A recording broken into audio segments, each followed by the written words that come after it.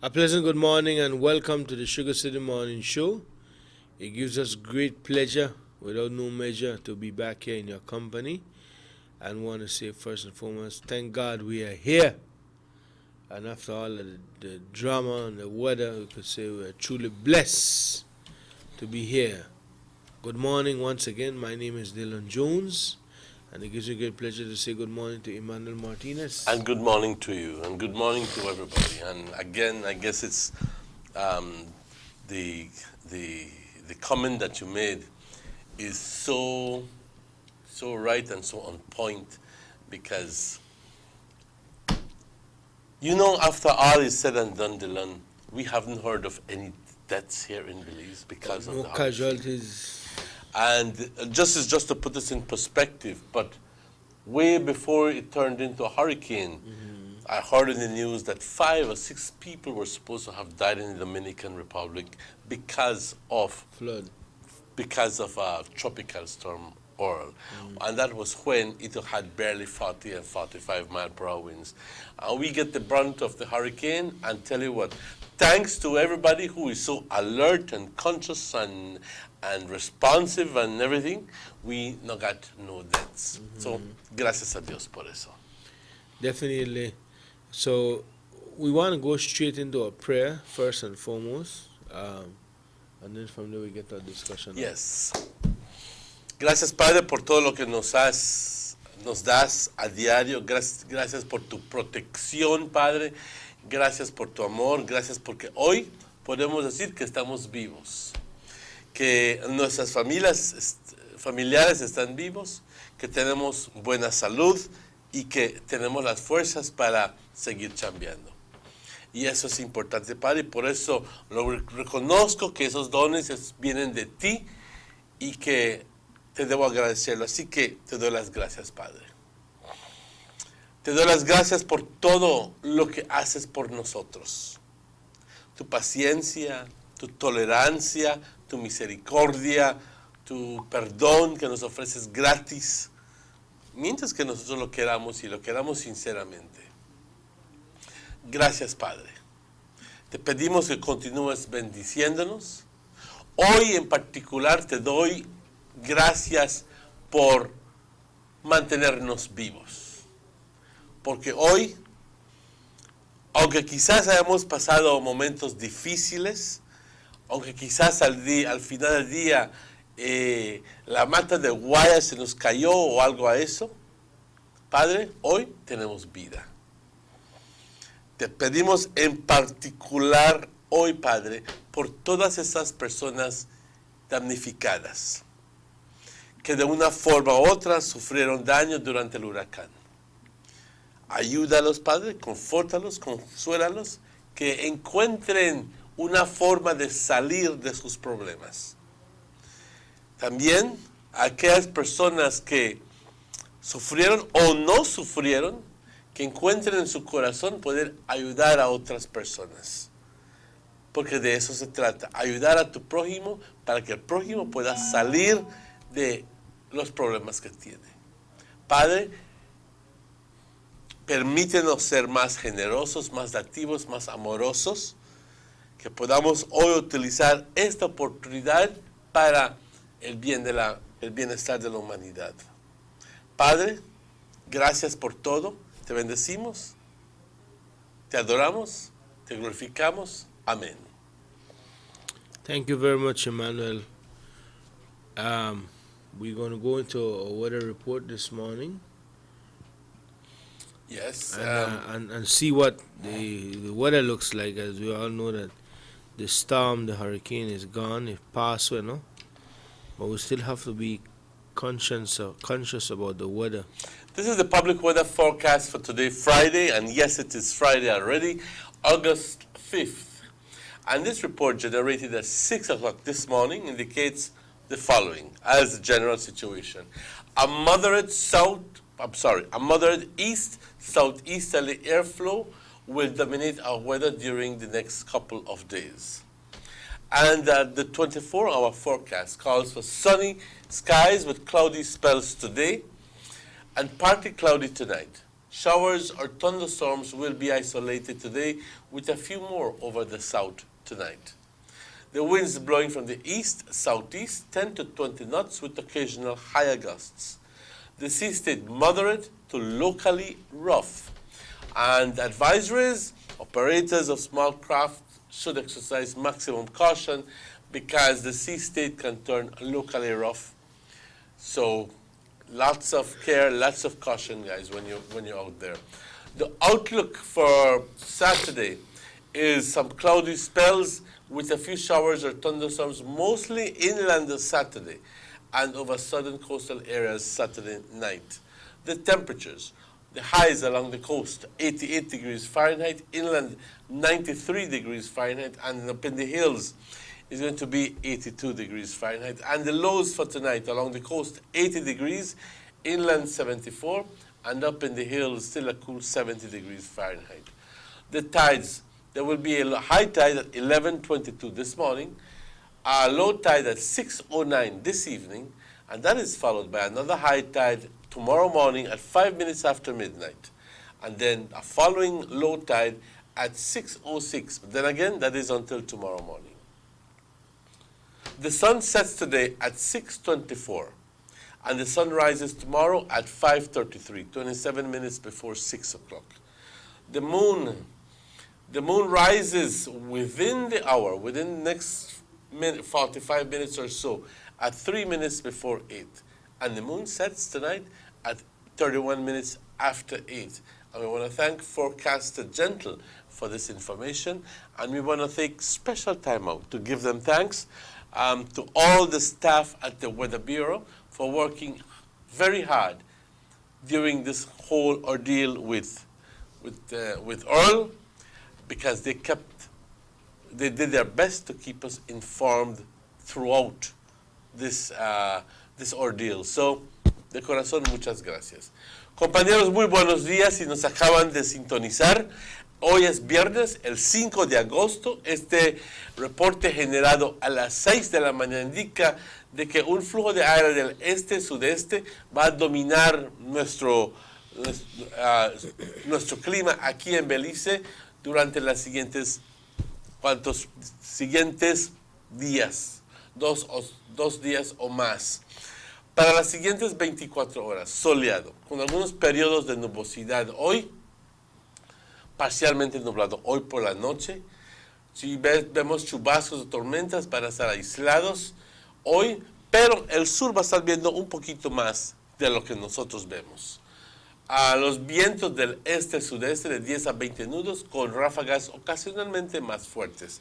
Por eso, el estado del mar puede tornarse de moderado a agitado, súper agitado, y por consecuencia se le pide a las personas que están ahí fuera que ejerzan máximo cuidado, especialmente las pequeñas embarcaciones, en fin, todos, que ejerzan máximo cuidado porque puede presentarse situaciones bastante peligrosas ahí fuera en el mar. Algunos periodos de nubosidad con chubascos, tormentas mañana sábado, especialmente en el interior del país, y sobre áreas costeras del sur mañana por la noche. Las temperaturas, las altas para el día de hoy por la costa 88 grados, en el interior del país 93 grados y por las colinas únicamente 82 grados. Las bajas por la costa 80 grados, en el interior del país 74 grados y por las colinas únicamente 70 grados. Las mareas, una marea alta a las 11:22 minutos, seguido por una marea baja a las 6:09 minutos. En torno a eso, seguido por otra marea alta a las 12:05 minutos mañana. Es más, 5 minutos luego de la medianoche mañana. Y otra marea baja a las 6:06 minutos también mañana sábado. El sol se oculta hoy a las 6:24. El sol sale mañana a las 5:33 minutos. La luna igualmente sale entre muy poco a las 7:57, que es esencialmente entre 45 minutos. Y la luna se oculta hoy por la noche a las 8:31 minutos. Compañeros, ya son las 7:12 minutos. Y en realidad, como lo dije en inglés, hay que agradecerles a todo el personal del Belize Weather Bureau, al Met Service, porque durante todo este lapso de 2 días, cuando queríamos estar informados, ahí estuvo el Met Service para mantenernos informados. Así que agradecidos, le damos nuestro agradecimiento a todo el personal en Belize Weather Bureau. Definitely, the fact that they were right on par, with the weather, and a lot of people were prepared for the weather. We see people running around from early, but we'll get into that a little bit later as we go on through the morning.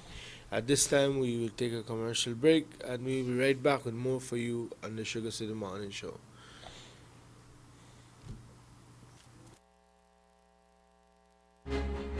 When I grew up, I wanted to play pro football in the Belize team.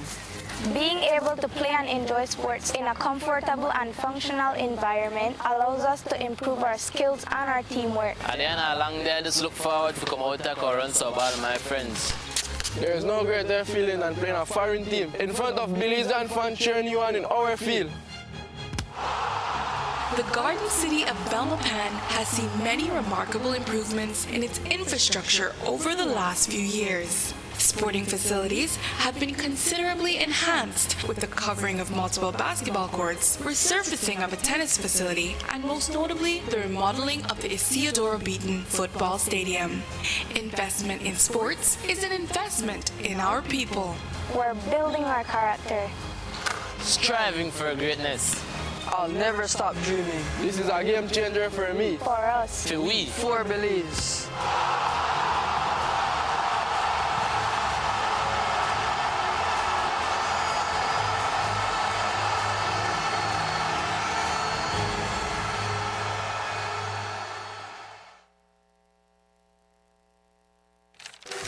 These days, it may be difficult to avoid all the misinformation and propaganda being spread around you. But now, more than ever, it is essential to stay focused on what matters most: the facts. The value of the award for BTL shares to Ashcroft, taking out the portion that was given for the accommodation agreement, is 176 million Belize dollars. Since the acquisition of BTL, the government has collected 183 million Belize dollars from the company, 64 million in dividends, 77 million from the sale of shares, and 42 million in taxes that weren't being paid by the previous owner. Without the PUP accommodation agreement, BTL would have already paid for itself. Know the true value. Know the facts.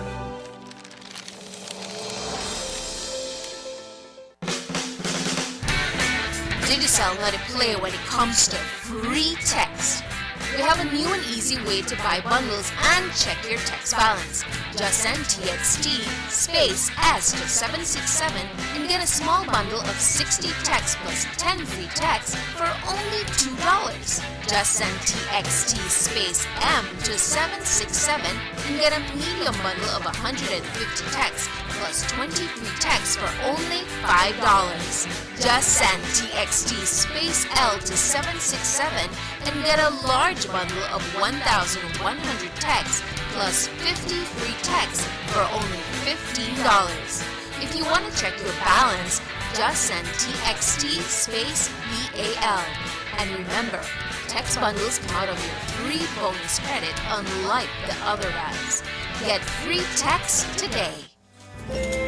Expect more, get more. Always more with Digicel. Buster. They see you and know you're living. Always a star. Yes, you live in color to the limit. Large and in charge. Yes, that's why you rock with Buster. Refreshing range of colorful flavors. Always a star, never the audience. You run things never run yours. Yes, you are the life of it, not just a part of it. Your life is never black and white. Live in full color. Buster. Can the accommodation agreement award portion be used to fund government projects? Well, Mr. Man aim on Courtney. He they said no. Well, make I set the record straight. Out of all the money where the court award for BTL, the biggest amount that for the illegal accommodation agreement where Musa and the PUP they signed. When the government and Ashraf gone to court, the two sides may agree that the money from the accommodation agreement may want put in our charitable trust for fund projects for the Belizean people. But not take my word for it, the director saw in this document with Sam, the Telemedia Acquisition Settlement Act. Make I read it for you. The balance shall be applied in accordance with such requests for grants as the government may reasonably make to fund projects to help the people of Belize. That clear as day. Stop listening to people with a Ashcraft payroll. The record set. Boom!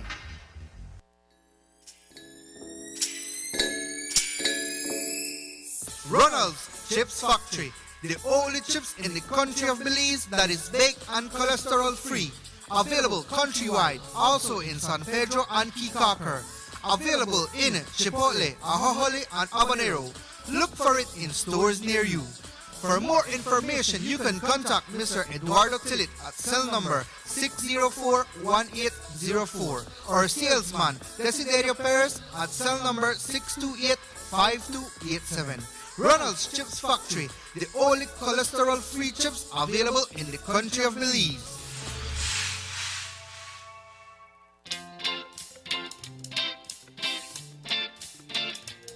Hey sis, how's it going?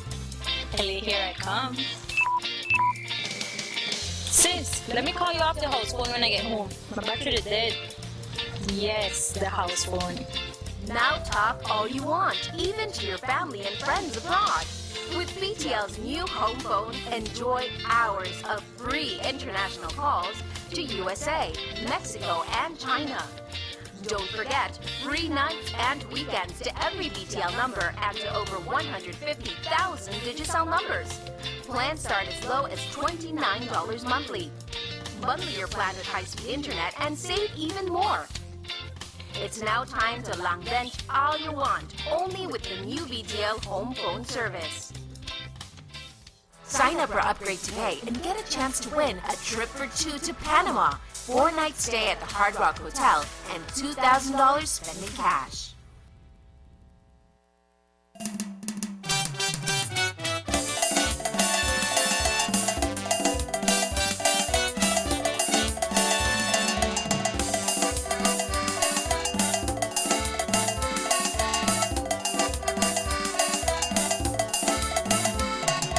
Welcome back to the Sugar City Morning Show. 7:20, Emmanuel, and at this time I want to share with the folks out there. We want to apologize if you're not seeing us on 61 because of the current power conditions down the Belize side, no? But nevertheless, we're transmitting live on Sugar City from Sugar City Studios to Universal Radio, which covers the north, and for the cable providers for the cable viewers of NCN. So you're picking us up on 17, I think that's the number. But I want to remind you that it's a repeat of the show at 9 tonight. You know, Emmanuel, yesterday the news spread out fast that the Minister Honorable Gaspar Vega and his family got in an accident yesterday. First it was sounded like rumors, but then it started to get real. And I called a friend and he said, yes, boy. First I was informed by Rahim. Said, check on that. I called a friend and he said, yes, we're at the hospital, and we went there. But before we go any further, I want to tell the audience and the listeners that the Honorable Gaspar Vega is okay. He didn't get nothing broken, but hurt his shoulder, in a pain, shake up bad. And we all know that he have a back with not so 100%, right? But his little daughter took most of the lick from the accident. His wife was shaking up on his son, He said that he told me that he was going to his farm between noon and evening time. I can't remember exactly the time. And he signaled to turn off the highway to go in his farm at the entrance, and there was a vehicle behind him slowing down, and there was another vehicle behind that vehicle who just fly out on the tail and decided they wanted to go. Which vehicle? The one immediately behind him? No, the next one behind that one. It was three of them. Mhm. His vehicle, the second and the third. And the third vehicle decided to go at a high speed and he flew and hit right into the, like T-bone. From the left-hand side. Right. T-bone, they could have said. So what he was doing is he was overtaking and on not knowing that Minister was going to be turning left at that point. Right. And if you are going to be turning left, however, you are on the left-hand side of the, you are on the right-hand side of the road. Right-hand side of the road. Right? And which means that as soon as you signal to go, then the vehicle from behind decided to overtake. The two behind decided to overtake and hit him broad on. Right. Right? The third vehicle. Yes, I understand. Hit him on the side, and I never knew this part happened, but the minister told me that when he hit the vehicle, his vehicle flipped. It flipped on the side. On the side, and he said he could actually feel the vehicle sliding. And the man said, London said, I have to say God is good all the time. He said because the vehicle was heading towards the culvert area at the entrance where there was water running on this, and then when he reached closer there, he dropped back on the four wheels. Kidding me. Yes, dropped back on the four wheels, and that had that vehicle gone in that water, it could have been much worse. So it slid on its side for a while. Yeah. It flipped. It's coming this way. It flipped and then went back up this way, down this way. Right. That's strange. Yeah, I tell you. That's strange. Because this, when it flipped on its side, it slid. It slid and then... He said he could actually feel the vehicle going. It slipped. So it must not have slipped completely, but it just come right back again down. But he said he could actually feel it go. Yes. He actually removed the vehicle off of the highway. The impact pushed the vehicle off the highway. You know, never like on the spot. I push it, and it was a smaller black SUV type vehicle. Looks like, I could be wrong, like one of the Saturn, Toyota type vehicle. I mentioned more because I don't know the brand, the mark, but two factors in that. That guy was coming real hard, you know, because the Land Cruiser is a big vehicle, and if he was in a smaller vehicle, he would have been gone somewhere else. What happened to that guy who was in the vehicle? He's all right. Strange. But the vehicle is wrecked. Yes, he never had no choice. He had to stop. You know, and the people that was behind him, the minister says his gratitude is to them. He don't even know them. And he just heard one of the ladies say, "Da Mr. Agape, and they start taking them out of the vehicle. There was a pickup with some passengers in there, about 8 persons. Start taking them out of the vehicle. So they were brought into the hospital then? Yes, it was brought into the hospital. And Orange Rock Hospital. And checked up pretty good. And Dr. Campos came and along with the other doctor assisted, no? And I saw Dr. Campos yesterday. And his wife was a bit shaken, but we all know that she just came out of a serious surgery, you know. And she, thank God, nothing ever happened to she to that extent, no? But his little daughter is the one that took most of the impact. But I hear that Gabrielle is fine, doing fine right now. In other words, she's... Yes, she is. It wasn't to the case where she needed to be hospitalized and, you know, nothing broken, but she's Shaken up. I mean, the impact got right when she made it sit down. You know, and had to be for the airbags on the side of those vehicles, much more damage could have been happened. You know, but we left the minister yesterday. He was in pain, but you know, he said that just need to rest up and get back on your foot, because a lot of work there for do. You know. Pues aquí bastante compañeros alegres que la familia, que el honorable Gaspar Vega y su familia, su esposa y sus Gabriel y Capi Jr. se encuentran bien luego del accidente que tuvieron ayer por la tarde. Yo encontré a un familiar del señor Gaspar Vega y me dijo que se estaban yendo aquí a su finca, donde se supone había sucedido que parte de su techo se les había volado y que estaban yendo a ver qué había sucedido ahí, que el extento del daño. Pues es obvio que me imagino que habrá ido también, se habrán llamado y yendo hacia su finca aquí en la carretera, no sé qué mía exactamente es, pero yendo hacia su... Carmelita? No, es far beyond Carmelita. Outskirts? No, it's more than far. Well, about donde sea, como 10 millas de aquí, aproximadamente. Que estaban a punto de doblar, entrar a la finca, cuando un vehículo que estaba detrás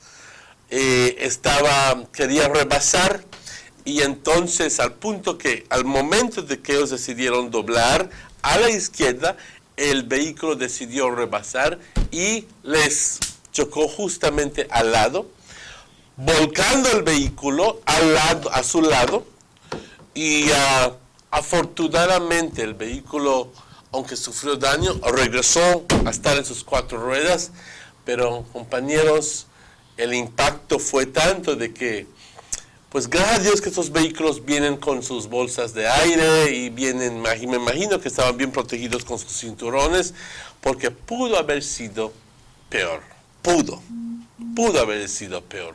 Gracias a Dios que se encuentran todos bien, gracias a Dios que su esposa del señor Gaspar se encuentra bien, su hija Gabriela estaba algo, ¿cómo puedo decir? Emocionalmente. Concussions. Sí, pero se encuentra bien. Sufrieron que golpecitos y que otro. No quiero estar poniendo palabras en sus bocas, pero sobre todo agradecemos a Dios de que se encuentran vivos y que se encuentran positivos, porque como dijo el señor Gaspar Vega, quiero decir de que hay mucho que hacer aquí en Orange Rock y quiero reponerme lo más rápido posible para poder asistir a la gente. Y eso es importante, es significativo, porque pues algunos de nosotros tomaríamos excusa para estar en la cama y decir, yo tengo accidente. No, él está buscando para salir fuera, para ayudar a su gente. Gracias, señor Gaspar. Gracias. Y todo lo mejor para usted y para su familia. Yeah, but the true God is good all the time, and all the time God is good, because, like, and he said that they normally would go up there in their smaller truck, you know, but I think that if it was a smaller vehicle, it would get serious damage, you know, but they are right to a certain extent, 100%, but they're good. Emmanuel, I would like to share with the people that give them a phone number, because BTL is down right now, and they could probably reach you on if you want to text. So you can text us today by phone number 661-6534. You guys can put it up on the screen, 661-6534. You can reach us by text, or you can WhatsApp me. The same way. I get it that BTL connections are down this morning, and I think that it was, we heard a bit about it yesterday, when I think that they interviewed the executive chairman, Mr. Barrow, about how the BTL phone service is being affected by the extended blackout. So I imagine that this is as a result of the extended blackout that there exists in Belize City. Now, guys, this is the first show since the storm, since the hurricane. Here in Orange Walk, fortunately,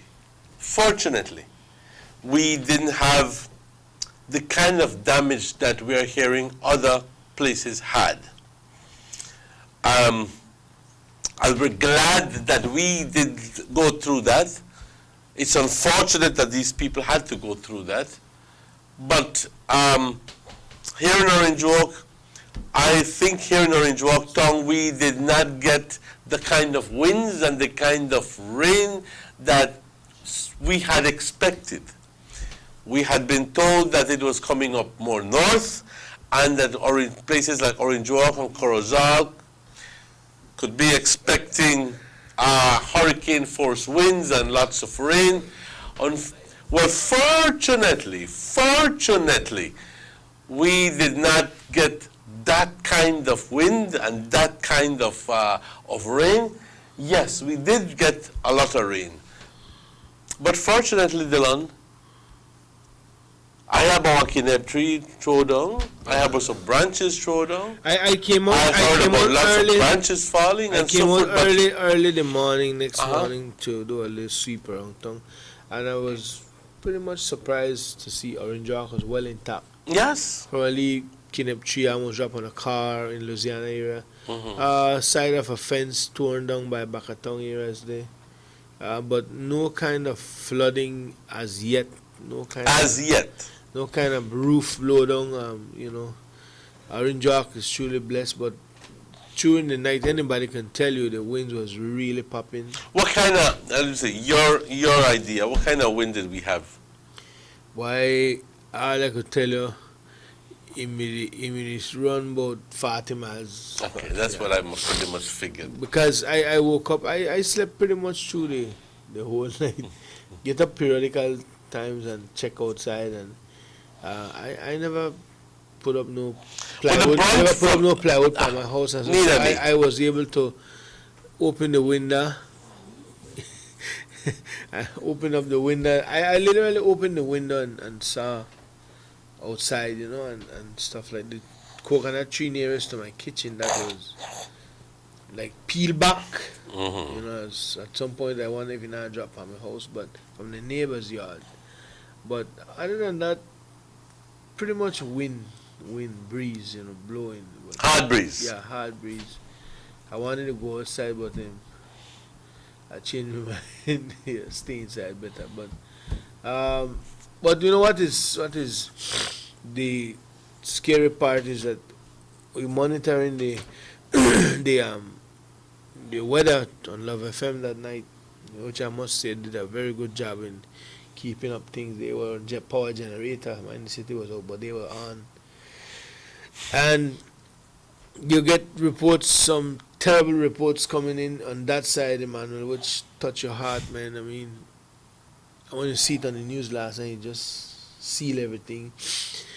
Police officer came in the studios and he said they're coming from Belmopan with their team, and they decided to take through a back road there, and coming from Ladyville to the bridge, to Halover Bridge.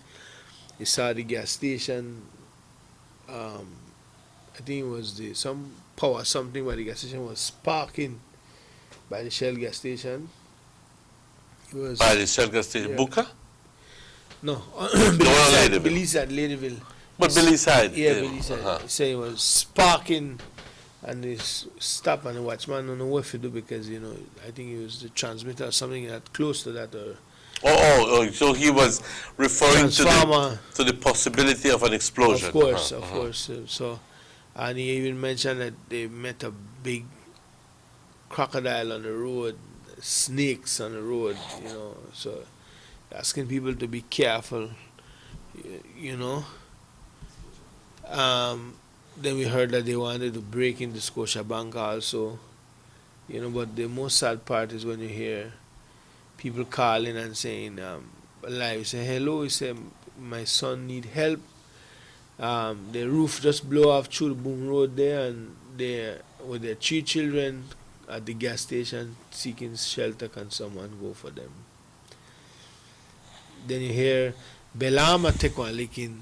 People they in the attic, they hide from the breeze and the flood. Then you hear Good Samaritans over the radio saying, hey, hello, we're there in front of the basketball court in Belama. If that family can reach us, we are willing to open our doors for them. Tell them don't stay there. And that's the milk of human kindness. Just tell them to reach us. If they can reach us, just come across to us, and we are open the doors for them. Don't let them stay there. You know, that to me that is the sad part. You know, about the hurricane. When you watch the news last night and you see the houses that collapse, people literally out a door with just their clothes on their back. And the saddest part is that it seems the government not in a position to get these people back on their foot. That's what the Prime Minister say, NEMO provide basics, am I right? Basics, but you know, and build up, nobody hopes about building back. I know the last time, at least time, because people get for a fridge, people get a lot of plywood, zinc. I don't know why and the reason, but this time wrong, something like that now happened. Emmanuel, people, walls collapse down on everything when they have. Yes. And guys, I just like to put this into perspective here. The storm came immediately north of Belize City, which means that Belize City pretty much caught the brunt of the force winds, of the hurricane force winds, in a northwesterly breeze. And even a northerly breeze at one point. It's unfortunate because what you're referring to is lots of wind damage. All right.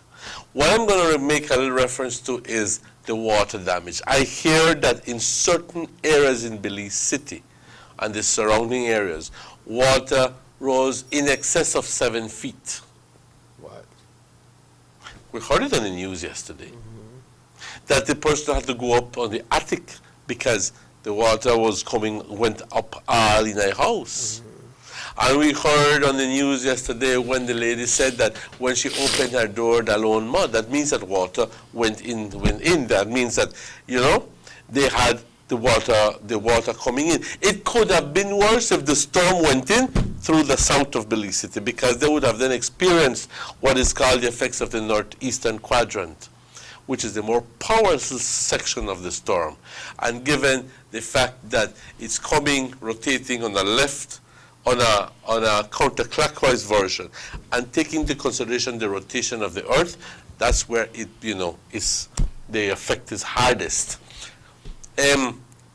But because it did not happen that way, they did not get as much water as they could have. You said they were spared? Yes. Even with that 6 or 7 feet, if that storm would have gone south of Belize City, man, they would have gotten more than 10 feet of water, and we would have heard of multiple deaths.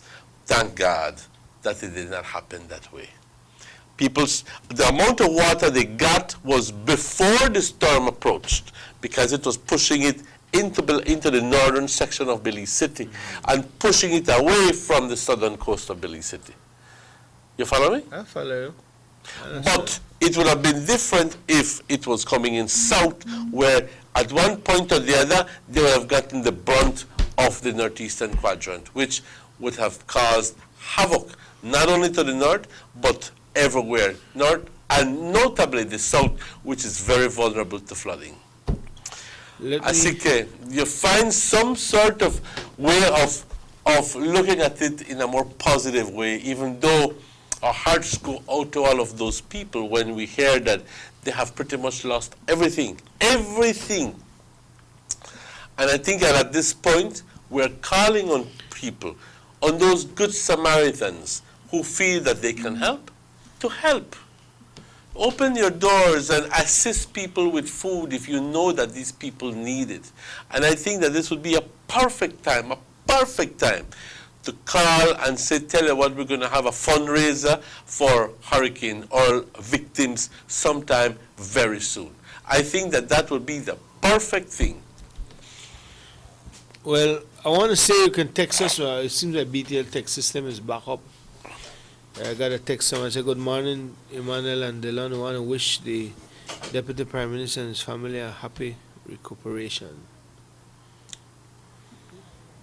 So, but like I was saying, Emmanuel, you're perfectly right. You know, while a lot of people get lost properties and stuff in the time of the hurricane, what you're saying that it could have been worse, no?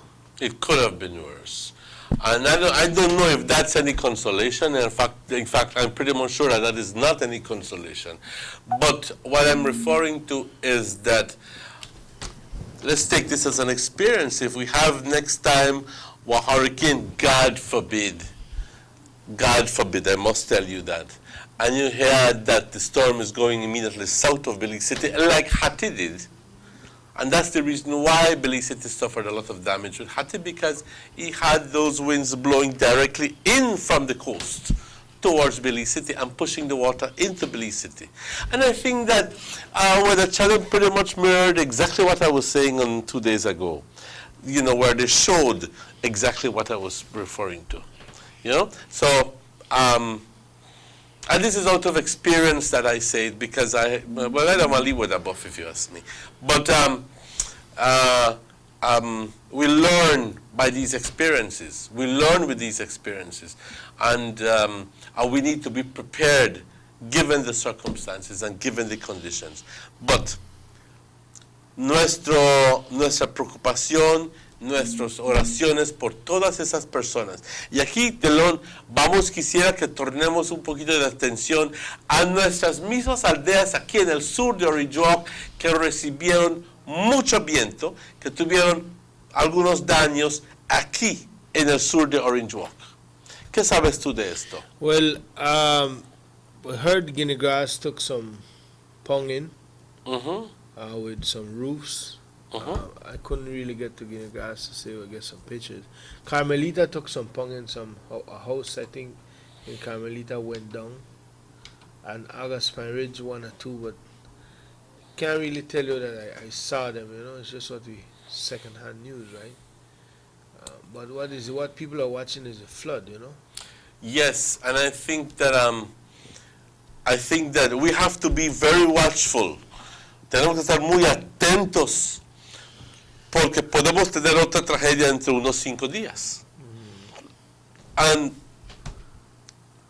Y aquí hay que mantenerse atento, especialmente las personas que viven en las áreas vulnerables, the low-lying areas. Places like, obviously, the Rio Hondo Rivera, places like Douglas, places like San Antonio, San Roman, especially Douglas, but also people living in the low-lying areas of the New River. Yeah. Because the McDo goes full. You know, we had a lot of rain. Other places had much more rain than we did here in Orange Walk town, although we did get a lot of rain. So can you imagine the amount of rain that those places that were closer to the storm received? So if you take into consideration all of this, the water has to go somewhere. El agua tiene que ir a algún lado. And therefore, we have to begin to prepare. And like I said, if it went across and it hit into Guatemala and Mexico, that means that it hit the Guatemalan highlands and the Mexican highlands. And those are highlands, and if the rain goes drops on the highlands, then it will find a way to come down to the lowlands. I know where those lowlands are. It's already, right here by the border. It's already coming down from Guatemala side because the Macal River and so. They up. Exactly. They up crazy right now. Exactly. You see some pictures on Facebook where it's like, what's it, San Ignacio Bridge? Only like 10 feet from that for make water catch the bridge, and you see how high That's exactly my point. That's exactly my point. I mean, there's areas in San Ignacio that is flooded already in San Ignacio town. And do you know how? I mean, if you've been to San Ignacio and you've been through the Hawksworth, across the Hawksworth Bridge, you know that there's quite maybe 40, 50 feet from the top of the bridge to the level of the water. Right. So if you're hearing that the water is coming up, mind you, for Hati, the bridge, the water was at the level of the bridge. In other words, the water rose all the way up to the bridge, did not cover the bridge. But it means that a lot of areas within San Ignacio itself got it. All the way by Savannah Park and all of those places that are low-lying. Believe me, the river is right almost, well, not level, but 5 feet water raise covers these areas completely. So if the river rises 10, 15, 20 feet, then that means that there's 10, 15, 20 feet of water in certain areas. So this is where we might have a second tragedy. May have, God forbid. But I'm just telling you, be prepared. Be on the lookout. And not only San Ignacio, but also here by Douglas. Yeah, the water coming down. Okay? Because of a lot of rain, and this. Manténgase al tanto, por favor. Yo creo que ustedes ya saben de lo que me estoy refiriendo. Ustedes lo han vivido. No es como si acaban de moverse a Douglas. No. Ustedes ya lo saben. So, the aftermath of the hurricane could be even deadlier than that. Well, it could be. It could be because, the water have to go somewhere, Dylan. El agua tiene que ir a un lado. Yeah. Y si tú no estás preparado, olvídate. Y que dices, pues, ¿cómo te vas a preparar? Lo único que puedes hacer es, si es que vives en el área bajo, donde tradicionalmente se inunda, lo único que puedes hacer es salir. Y cuando te digo preparar, empezar a empacar tu ropa, ciertas cosas que te pueden dañar, ver dónde puedes llevar si es que tienes animales, dónde los vas a poder llevar, prepararte. Quizás no suceda. Somebody said, good morning.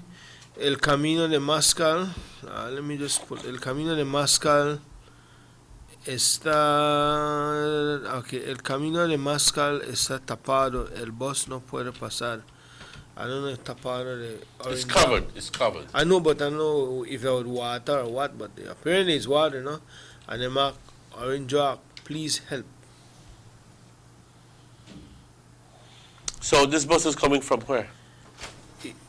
I didn't say. He just said the road from Mascal is covered, tapado. El bus no pudo pasar. The bus couldn't pass. But the Nemo minister of there, so the general take care of no boy. Just please, Emmanuel, I want to remind people not put themselves in a danger, man. Some people are thrill seekers, But what you're referring to, these people? No, I'm just saying I'm saying don't put yourself in danger. If you can't pass, go back home. Go back home. That's what I try to say then.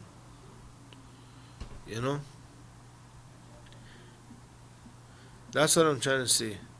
At this time, we are taking a little break, Emmanuel, and then when we come back, we got some pictures we want to show from San Ignacio and from San Pedro to see how things set up out there. Let's go to a commercial break.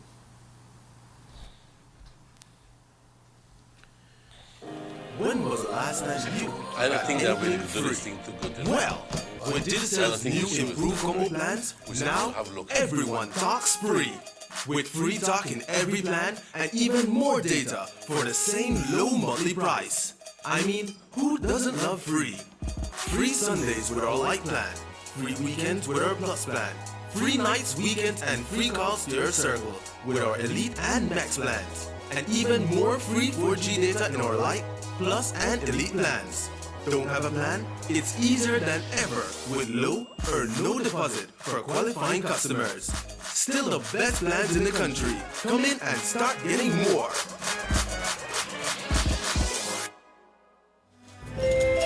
Expect more, get more. Always more with Digicel.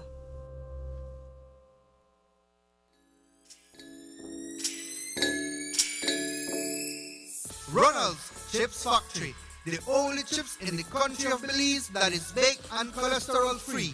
Available countrywide, also in San Pedro and Kikaker. Available in Chipotle, Ahojole, and Habanero. Look for it in stores near you. For more information, you can contact Mr. Eduardo Tillit at cell number 604-1804 or salesman Desiderio Perez at cell number 628-5287. Ronald's Chips Factory, the only cholesterol-free chips available in the country of Belize. With all the information circulating concerning BTL's acquisition, it leaves you wondering, what does this all mean?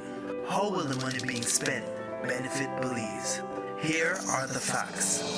As a result of the settlement agreement negotiated by the government of Belize last year, the $270 million accommodation agreement award, which was previously going directly to the Ashcroft Group, must now be spent in Belize to benefit the Belizean people. Know our benefits. Know the facts.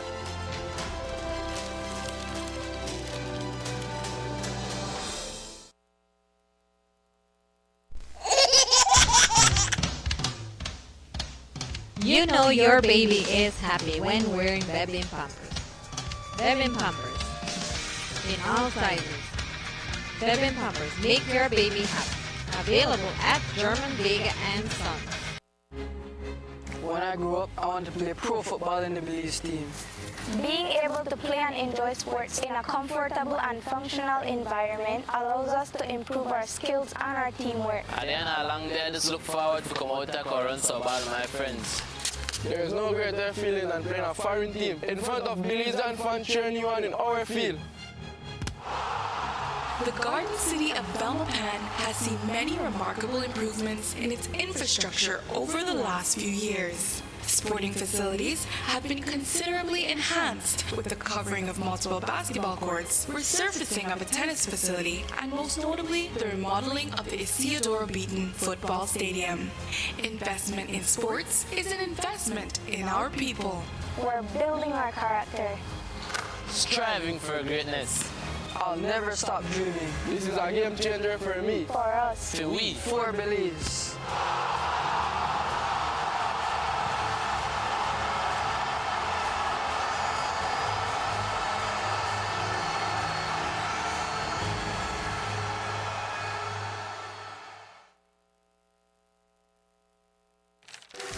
These days, it may be difficult to avoid all the misinformation and propaganda being spread around you.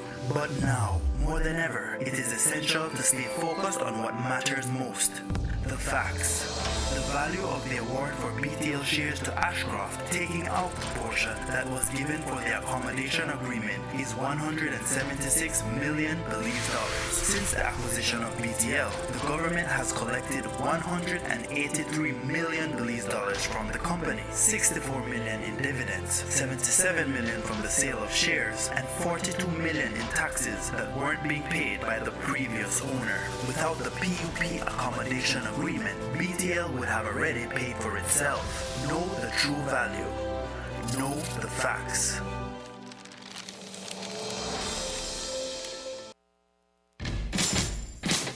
DigiFans get more, so much more. And when you're a DigiFan with a combo plan, everyone talks free. Free nights, free weekends, more data on the country's largest 4G network, and the best call rates as low as 9 cents a minute. They get more ways to show who they are in more places on more phones. And with the most affordable plans in the country, they get it for less. Be a DigiFan. Get more. I'm a DigiFan. I'm a DigiFan. I'm a DigiFan. Because I get more. Because I get more. Because I get more. Always more with Digicel. Expect more, get more. Always more with Digicel.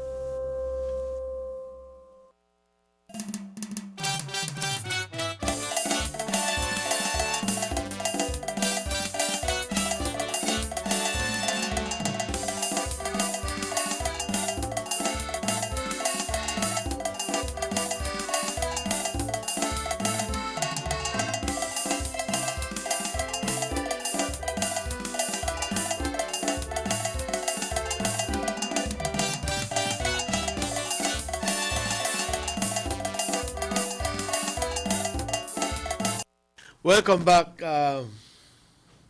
The watch after the hurricane, no? The after watch of the hurricane. And not only we get floods in our job, but more damages was done in the outskirts of the country, like San Pedro. San Pedro was messed up pretty bad. You know, lot of. But it's not heavy structural damage. No, you didn't no. hear of buildings stopping. Repair and anything. But you hear that my fence blow, and my good friends, the Stains, the Ryder, I'm glad that, and Kevin and Christy and everybody there, Jenny and, well, ya sabes, toda la familia ahí, alegres que estén bien, que si se voló parte del cerco, pues eso se construye de vuelta. Eso se repone, no hay problema ahí. Y aquí bastante alegres que, sobre todo, no hubieron pérdidas de vida. Y quisiera en este momento felicitar a todas las personas que tuvieron algo que ver con el hecho que no hayamos tenido pérdida de vida. Yo creo que sobre todo, ante todo, debo de felicitar a todo beliceño, que por naturaleza, porque ya tenemos el beneficio de la experiencia en el pasado, que reaccionamos hacia las noticias de huracanes. Que tan pronto se escucha que viene una tormenta, todos ya tienen la oreja pegada al radio o al televisor, porque queremos saber. I think the last flood that came was in August, no? Last year, I believe. That took everybody by surprise, and nobody want to catch their pants again. Right, exactly. But it seems to be a cultural thing right now that people like to hear that, you know. People like to keep themselves informed about hurricane, way there, way going, and so forth, because obviously we know what it can cause. We know Hurricane Hattie. Well, I was recently born. I mean, maybe 2 months or so. But my mother would tell us that that was a scary hurricane. Scary, because I met over the course of years people who were telling us that during Hurricane Hattie, the sea went out and it came back in torrents, in the tidal wave. And there were certain areas like in Albert Street that had 12 feet of water. Now, if you live in a Wali Dagsidong, or Wali bungalow type house, believe me, you are going to be flooded out. Fortunately for these families, you know, they were in a position where they were living on the second and they had a third floor even. So, guys, I'm mentioning this just so we begin to put this in perspective. You know, for God's sake, if you're going to build, don't build anything close to the coast, because you're putting yourself in harm's way. You know what I mean? Sometimes, unconsciously, we place ourselves in dangerous way. And sometimes we defend our decision by saying, ¿Qué más puedo hacer? The one that touched me last night was where this tree fell on the lady house and damaged everything, and the tree that they fishy, a neighbor tree. That happens all the time. I'm not saying it doesn't happen, but that I know. I'm just telling you it happens all the time. You know, shocks, man. A neighbor, the tree. Well, even if it were your tree, what else can you do? Yeah. You know? Well, we got some footages from pictures from San Pedro. We could go to those and San Ignacio and see what you look like all this. So, guys, bringing in pictures. I guess this is San Pedro, no? Yes, we see that. Well, that's San Pedro. San Pedro suffered, I think, a lot of damage, a lot of wind. And there was some speculation, like the Prime Minister said, as if it really was a 75-mile-per-hour wind, a hurricane, or if it was in excess of. And I'm sure that some people are right when they say that then figure that this thing I never know no 75-mile-per-hour hurricane. They figure they have experienced gusts in excess of 85, 90 even. Well, there's one person who says that it was more like 100. But unless you have some sort of equipment to measure the velocity of the wind, then you're at a loss as to explaining if it's 85, 90, or 100. But and then it's pure speculation at that point. But guys, 75-mile-per-hour wind is a lot. Is enough to do a lot of damage versus 140 or 150 like what we experienced. Yeah. But whenever you have 90-mile-per-hour winds and 100-mile-per-hour winds, then that's a different story. It's enough to blow away your rooftop. It's enough to do a lot of damage, structural damage to your house. It's enough to do blow you and all at 100 miles per hour. 100 miles is a lot of wind. You know? Now, I saw some pictures of Belize City, with the area between Victoria and I think this is still San Pedro, though. Yes, this is still San Pedro. But I saw some picture. Belize City, I figured it was Belize City, yes. This is Belize City? Yes, I figured this was Belize City. I saw some areas in, yes, that is New Road, Victoria. I think this is Douglas Jones, if you ask me. Areas that are notably flood prone.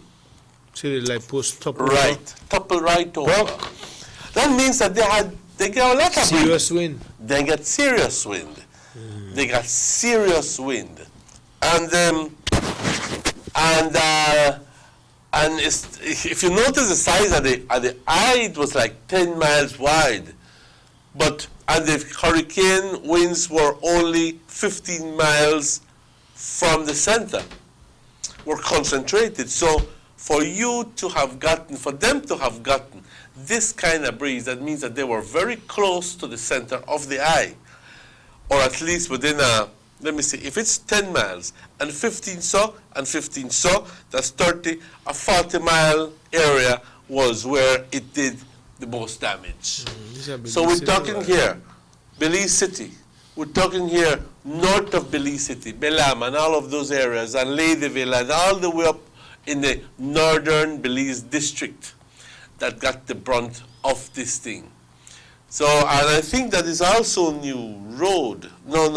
Victoria Street area, where I hear the water went up a lot. There were some areas in Belize City where the water went up in excess of 7 feet. 7 pies de agua. I got some people saying that it went up to 10 feet.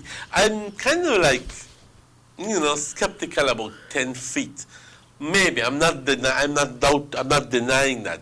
I'm doubting that it did, but 10 feet a lot of water. 10 feet a lot of water for bringing, That cover some people's house.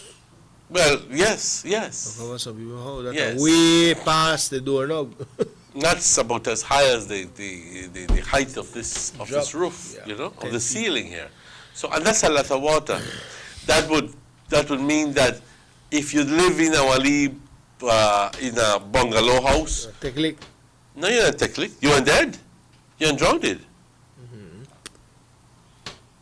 And if you don't know how to swim or if you don't get out early, you know. So, and I'm hoping that although we here in Orange Walk and in Corozal did not get much damage, I'm hoping that we're learning from the experience. Yep.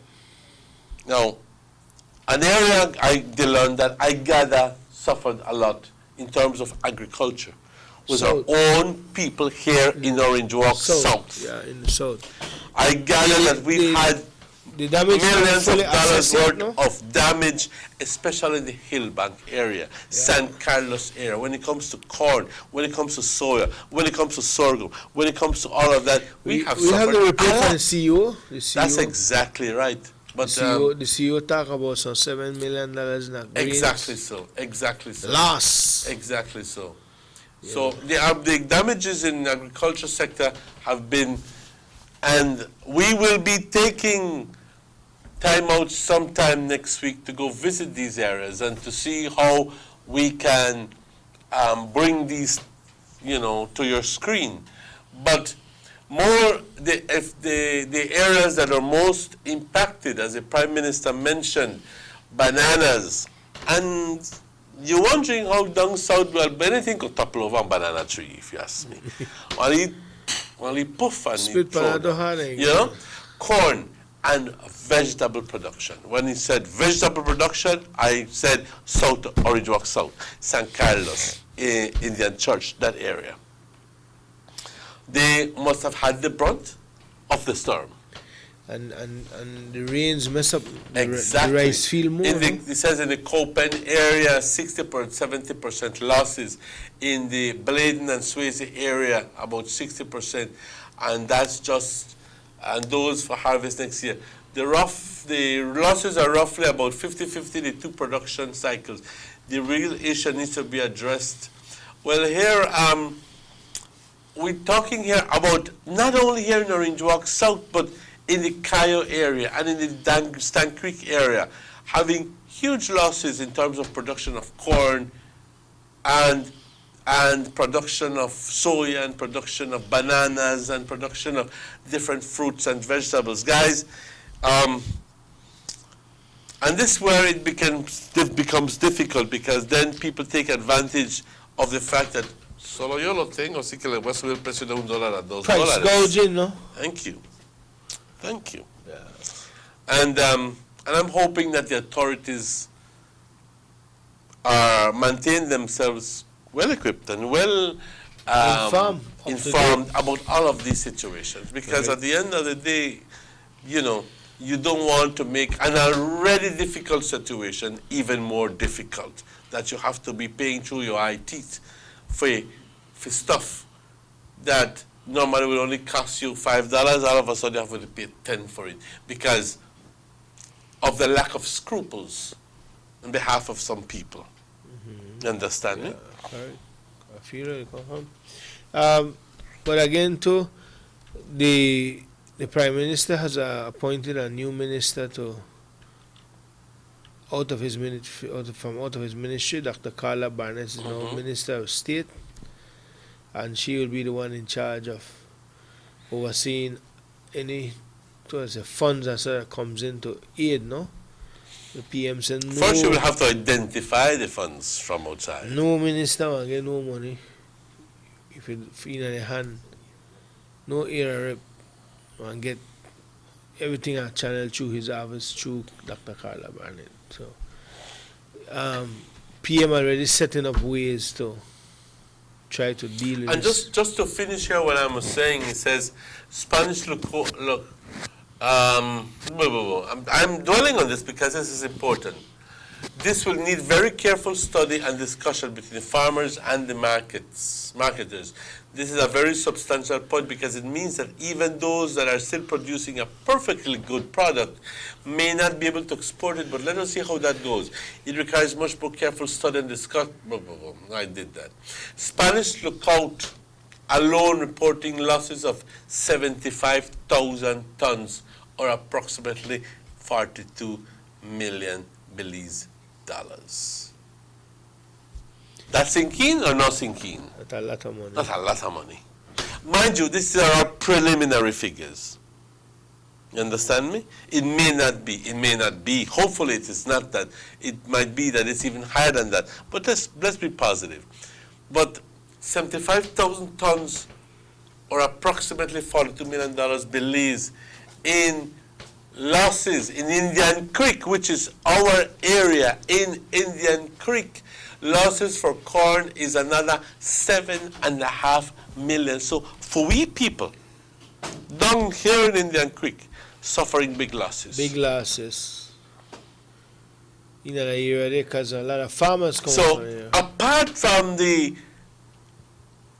difficult situation they had last year with the drought, now they have a situation where they just they put back on, they just they try get back, and bam! Like what you like say, bam say that? Bam say that. Huh? Bam say that, hurricane oil come. And now, those are the people who may need more help than others. Because aquí estamos hablando de producción de maíz. Si ellos no crecen el bendito maíz, ¿quién lo crece? ¿Quién? Compañeros, We're trying to get a text here before from Philip Willoughby from Belize. I'm trying to call you, but no avail. Our line working. I tell him to try call my cell. If you call, we just put him on speaker. or you can call mine, yes. Yeah, on the cell. And then go ahead, though. Yes. You were saying in Spanish. Sí, estamos viendo que ha habido mucho daño al sector agricultural. Especialmente estamos hablando de aquellas plantaciones en el sur del distrito de Orange Walk. No estoy mencionando y no me estoy refiriendo a los otros distritos que también sufrieron daño y que también quizás sufrieron aún más daño. Is it him? Yeah. Hello. Así que compañeros. One sec. We have on the line here. Can you hear me, sir? Yes, sir. Yes, we have Mr. Willoughby from Belize City. I'm patching him through my cell phone. Good morning, sir. What's up? Good, sir. How are you guys up north? We're doing just fine. We trying to see how bad this flood will come down on us, because it's not over yet, no? Yes, sir. And likewise, us in the Belize City area. If you'd like us to have a discussion, I'd like to engage a discussion in terms of our experience in Belize City. Maybe that would help you guys not in terms of comparing notes, to see what we did, how we prepared pre the storm, during the storm, and let it be maybe a learning lived experience to tell the tale, and just to share with you generally, if you would like to engage in a conversation. Definitely. What I can tell you to start is that on the eve of the storm, Orange Walk people was well getting prepared. You can see everybody plywood up their window. The stores was full. People was prepared. That I could tell you. You could never be ready for what to come, but people was getting ready for whatever, no? Yes, sir. In Belize City, when I got the first notification from NEMA, Colonel Sheldon Defoe, the National Emergency Coordinator, Sunday, what we opted to do was to pre-open our EOC to prepare ourselves for the eventuality. And we were well prepared long in advance in terms of knowing what to do, in terms of what to expect, and knowing what to expect, you know what direction the committees will go in terms of execution. executing the standard operating procedure. But during a storm, whilst you know you have to follow your standard operating procedures, you don't necessarily stick to those. You have to be flexible, you need to be nimble with it. Basketball terms, like, so you understand, you have to be ambidextrous to know how to flex in relation to cope with various scenarios. What we did almost immediately, was that the flood-prone and lowland areas, we aggressively embarked and engaged in a PR campaign. We provided literature in both English and Spanish to say, monitor the storm. If you check the newscast, you would have seen myself walking land and bridges in certain areas, Definitely. going house to house, doing the PR leg of it, because that is what is important. But what is the result of that exercise? I mean, the people were responsive. It worked twofold, and I will be real here. That some were rude, some were abusive, some just wanted to say I would stay in, and whether knowing fully well that what we now know as the hurricane, it didn't leave you with the room knowing now that I should have stayed if I stayed. And I'll get to why staying and why not.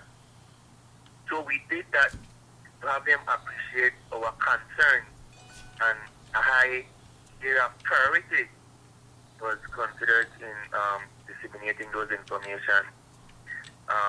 Probably some moved, maybe some didn't, maybe some stayed. But during a disaster, you don't pinpoint exactly to who moved or when they moved. Right. You have so many scenarios around you evolving simultaneously. Right. And to say I would have a grip of who and what and where, that would be most difficult to say. But we did do the PR leg of it. We did open the shelters at an appropriate time to give evidence sufficient time to prepare to go to the shelters. We kept constantly on the media throughout the storm and still after the storm. Whilst we did that, we know that by at least 3 o'clock the shelters were filled to capacity. So we can say the PR did work. Right. To a certain extent, but what we then faced going from 9 o'clock till about 3 o'clock, 3:30, 4 o'clock yesterday morning was that, was it sufficient enough? Was it good enough? Because I personally got 400 plus texts, and God knows with the human resources and the logistical support to do search and rescue and evacuation processes. It's tight. That window is so tight. Right. So can I interject? That was rather difficult. It was hard to not say I will not respond. There are kids involved. There are elderly involved. There are sick involved. People with disabilities involved. Healthy involved. A lot of consideration, and when you get those deacons to respond to assist, so do I not respond to that, right? You understand? Yeah. And this has nothing to do with politics, and this doesn't have anything to do with vote, because when you receive a text or you get a call, you don't know who is calling. All you know we have to do is to respond, to save lives and protect property. And we did so to the best of our abilities. And God knows that, and I hope the world knows that. Sir? So that was what we had to deal with. Mr. Willoughby? Mr. Willoughby? Yes, sir. Mr. Willoughby, I heard you mention a little while ago and about how well you think you did. I think that answer is easy. In other countries, we have a storm coming through, and you already hear of 5, 6, 10, 15 people dead. we haven't heard of any casualties or any fatalities here in Belize, despite the fact. So it must be that you guys were doing something very good. Hello. Yeah, you dropped off on me just now, sorry. Hello? Yes, I'm saying that you guys must be commended and you must be doing something very good, because we have not heard of any fatalities. In other countries, you hear of casualties with tropical storms, and you know, I do understand that circumstances may be different where you have mountainous areas and mudslides. But then again, I think that we here in Belize have maintained a level of consciousness of the potential of danger, you know, that I think that, and I must congratulate the media and the authorities and everything, because I think that we are, above all, very well informed. So, and it has to be that we're doing something good, so at the end of the day, we don't have any fatalities. Yes, go ahead. Hello? Yes, go ahead. Go ahead. Okay, so where are we now? We know that the rapid needs analysis needs to be done. Right. We know, and that is at the preliminary stage. I have communicated with the liaison officer from the NEMO side and our rep from the city side. So that is ongoing, but what we need to do to complement that process is to have a massive and swift cleanup campaign so that emergency vehicles and vehicles on a whole can traverse and drive the city. That is a high priority. Thereafter, we seek to render assistance to clean yards and households. So that's two different operations, two different exercises.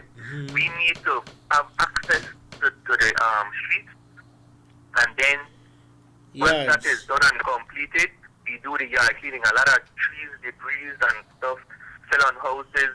Houses needs to be taken down.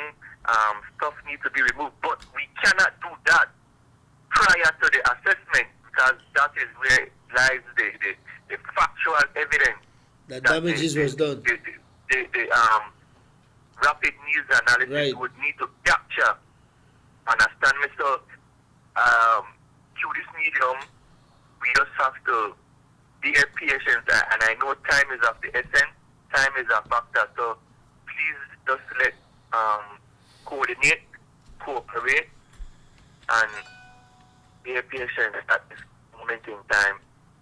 We know, we hear, and we're hearing all kind of stuff. And what's the highest point that water rose in the city, and which area? It varies. If I would say to you, Genosha Boulevard had 5 feet of water, it does not necessarily mean it's the entire Genosha Boulevard area. If I tell you there are some portion of Belama that had 5 feet of water, it does not mean that there wasn't an area with maybe 6 or 7 feet of water. Okay. So it varies on where and how the landscape is situated based on the topography. I know that I was in a Toyota Hilux, and water in some areas covered the bandit of the vehicle, sir. What? So, covered the what? The bandit. The bandit, the hood? The hood. Yes.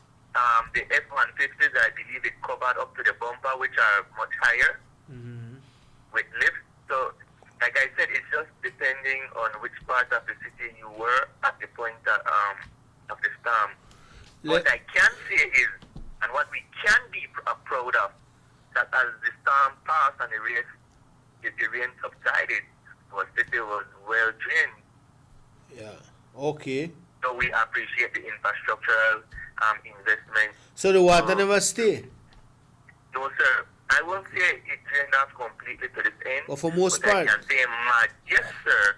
And that we are proud of. Let me ask you. We can use our chest for yes, sir. Let me ask you a question now. We see on the news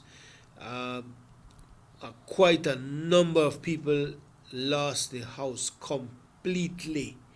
Lost their house, they flat down on the ground. A lady said, man, all we want right now are clean clothes from our back. And the Prime Minister already mentioned that they want to get nobody hopes up high about billing back anything for nobody, but in the daily basic, how wanna answer that to the people? I will take my direction from Nemo on that, because I myself do not want to compromise myself and won't be able, but like I said, there will be relief coming. To what extent and magnitude will be determined by the Ministry of Human Development, Social Transformation, and we take it from there. I know as an elected official and as a politician, people seek to ask for a little monetary contribution. People seek to ask for assistance that comes with the territory and the ball game that I am in. So if there's a will, there's a way. Right. But don't expect the elected officials to compromise themselves to do anything out of regulatory standards to meet the needs that you have at this time. Because the minute anything goes here, where you know the first thing they do, they beat the politician and they forget the time of need that they have. Righteous. And the minute you do something, oh, that's it, and tune the damn politician, beat the damn politician, chant and abuse us in every which way. But you see in times like these now, the most humble person with the strongest and biggest heart and humility are the politicians now on the ground, feeling the needs and concerns of his or her constituency and want to do the utmost best to help. And we will do so through the proper channel and in accordance with what is right. Sir, can I ask you another question? What was one of your biggest challenges during this ordeal? One of the biggest challenges? Was it the movement of people, reluctance of people to move? Can you expound on that? I think the logistical support under the circumstances, and I say this because we don't have the type of vehicles available at hand to maneuver with the sustained type of winds we were facing. Okay. We didn't have the human resources to complement the logistical support that we would have needed. And then, by then even doing that, the clear and present danger you would have been exposing yourself to, and the logistical support or the government resources and assets to do such search and rescue and evacuation. So herein lies what was extremely the most challenging part of dealing with the storm. Having the facts and evidence now, I hope that we have zero evacuation to do if we should face another anomaly like this, because everyone would have left or moved to a shelter or moved to higher ground. Was there massive reluctance to move from low-lying areas coming from some people? Yes, sir.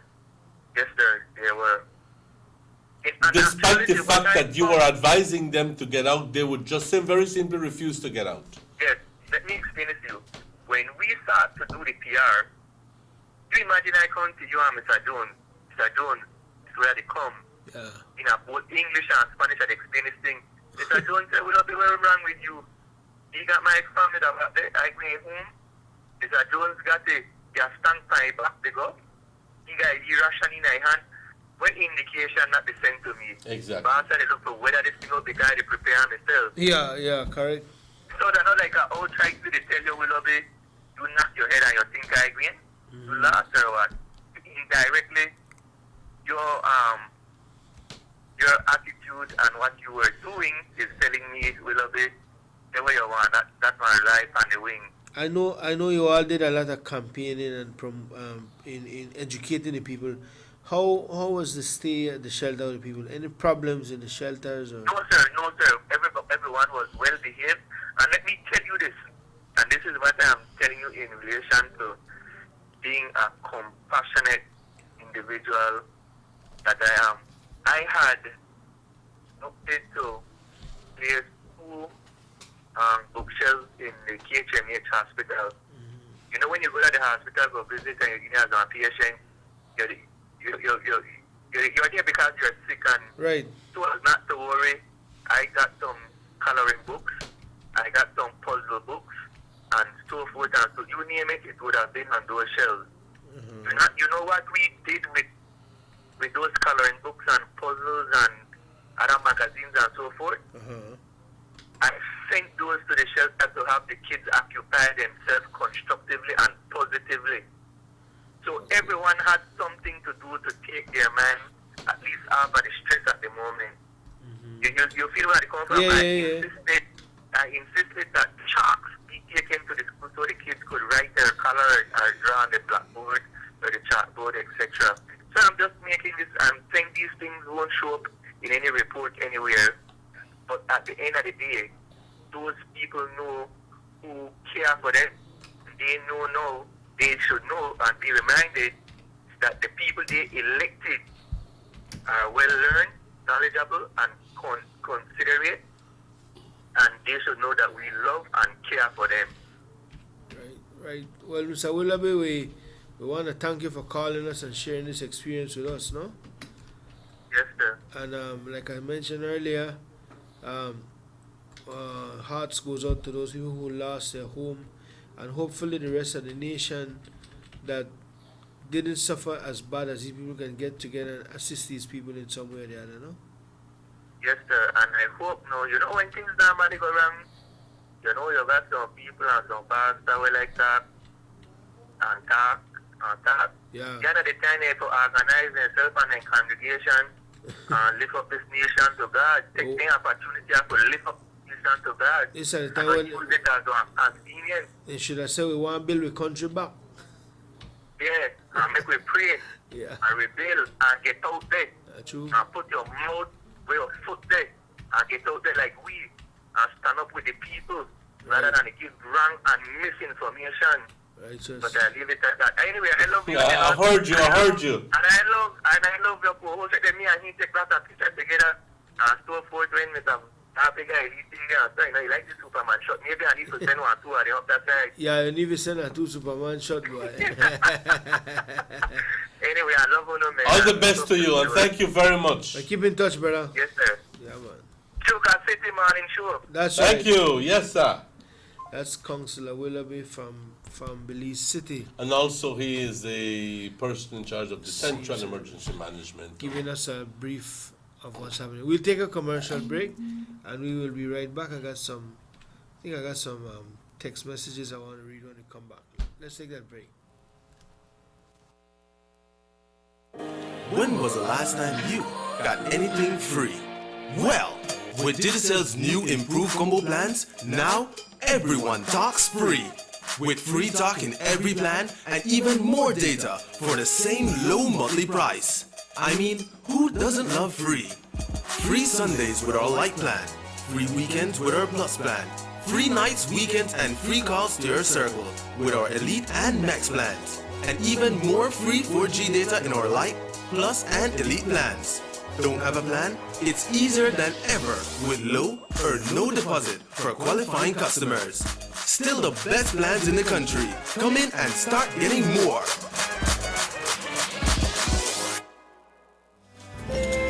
Expect more, get more. Always more with Digicel.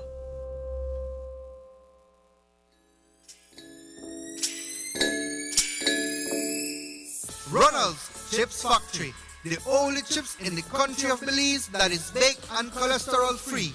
Available countrywide, also in San Pedro and Kikaker. Available in Chipotle, Ahojole, and Habanero. Look for it in stores near you. For more information, you can contact Mr. Eduardo Tillit at cell number 604-1804 or salesman Desiderio Perez at cell number 628-5287. Ronald's Chips Factory, the only cholesterol-free chips available in the country of Belize.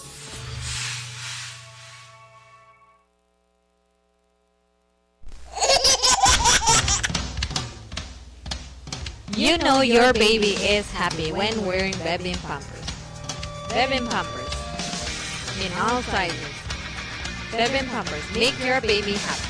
Available at German Vega and Sons. When I grow up, I want to play pro football in the Belize team. Being able to play and enjoy sports in a comfortable and functional environment allows us to improve our skills and our teamwork. At the end of a long day, I just look forward to come out and run some ball with my friends. There is no greater feeling than playing a foreign team in front of Belizean fans cheering you on in our field.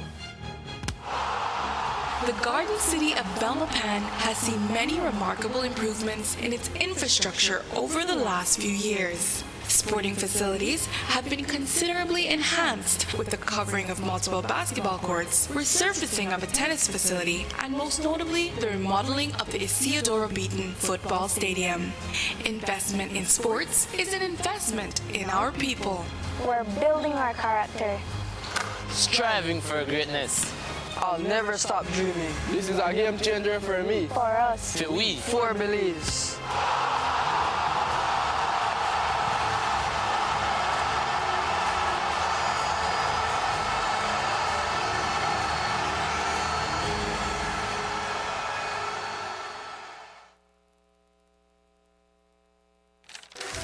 These days, it may be difficult to avoid all the misinformation and propaganda being spread around you. But now, more than ever, it is essential to stay focused on what matters most: the facts. The value of the award for BTL shares to Ashcroft, taking out the portion that was given for the accommodation agreement, is 176 million Belize dollars. Since the acquisition of BTL, the government has collected 183 million Belize dollars from the company, 64 million in dividends, 77 million from the sale of shares, and 42 million in taxes that weren't being paid by the previous owner. Without the PUP accommodation agreement, BTL would have already paid for itself. Know the true value. Know the facts.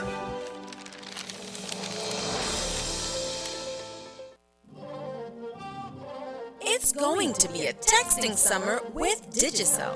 Digicel prepaid customers, you can now send international text from your regular text bundle. That's right. Send both local and international text all summer long. Remember, only with Digicel, text bundles come from your free bonus credit, unlike the other guys. And if that wasn't enough, every bundle you purchase now comes with free text. You heard me. Purchase a $2 bundle and get 15 more texts free. Purchase a $5 or $15 bundle and get 50 more texts free. So go ahead, text it up all summer long with Digicel. Promotion ends August 31st. Expect more, get more. Always more with Digicel. Buster. They see you and know you're living. Always a star. Yes, you live in color to the limit. Large and in charge. Yes, that's why you rock with Buster. Refreshing range of colorful flavors. Always a star, never the audience. You run things never run yours. Yes, you are the life of it, not just a part of it. Your life is never black and white. Live in full color. Buster. Can the accommodation agreement award portion be used to fund government projects? Well, Mr. Man Eamon Courtney, he did said no. Well, make I set the record straight. Out of all the money where the court award for BTL, the biggest amount that for the illegal accommodation agreement when Musa and the PUP they sang. When the government and Ashraf gone to court, the two sides may agree that the money from the accommodation agreement may want put in our charitable trust for fund projects for the Belizean people. But not take my word for it, the director saw in this document with Sam, the Telemedia Acquisition Settlement Act. Make I read it for you. The balance shall be applied in accordance with such requests for grants as the government may reasonably make to fund projects to help the people of Belize. That clear as day. Stop listening to people with the Ashcraft payroll. The record set. Boom!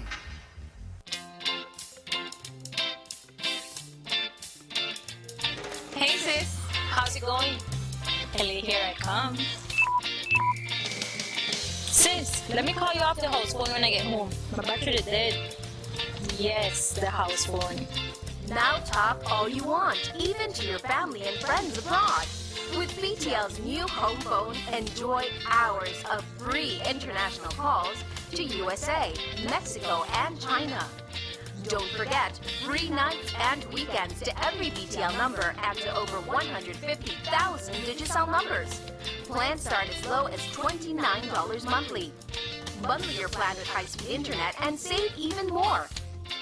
It's now time to long bench all you want, only with the new BTL home phone service.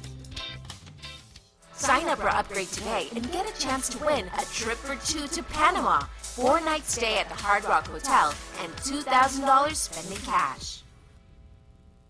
Let's get ready to rumble!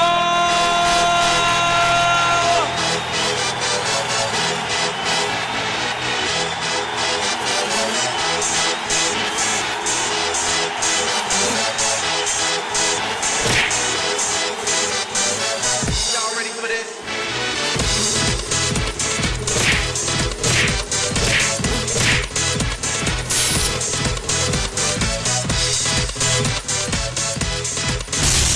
Get serious. Get buff.